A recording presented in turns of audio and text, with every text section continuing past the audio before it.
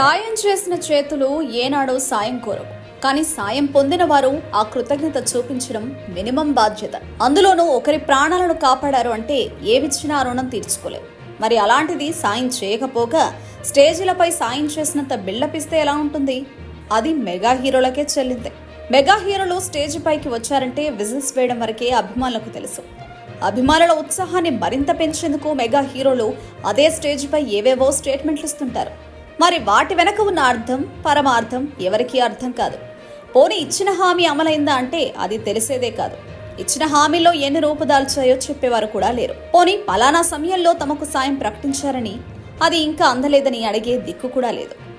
Mega ఫ్యామిలీలోని hero Sai Dharam Tej 2 ఏళ్ల క్రితం దుర్గం చెరువు వద్ద బైక్పై ప్రయాణిస్తూ రోడ్డు ప్రమాదానికి గురయ్యాడు.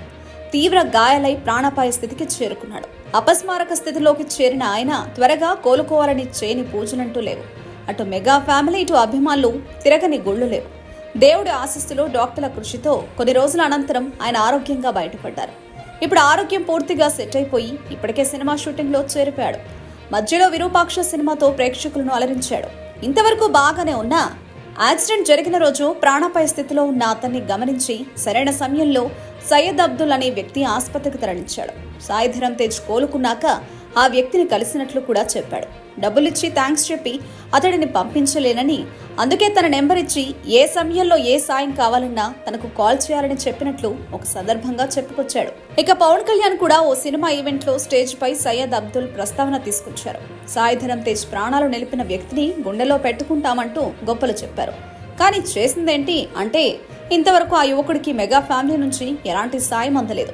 డబ్బులిచ్చాం, కార్ ఇచ్చాం, బంగ్లా ఇచ్చాం అంటూ ప్రచారాలు జరుగుతున్నా క్షేత్రస్థాయిలో తనకు వచ్చింది ఏమీ లేదని ఆ యువకుడు చెప్తుండడం గమనార్హం. వీటన్నింటిని చూస్తుంటే మెగా ఫ్యామిలీ బిల్డప్లు స్టేజీలకే పరిమితం తప్పితే ఆదుకునేందుకు మాత్రం కాదు అనేది మరోసారి రుజువైందే.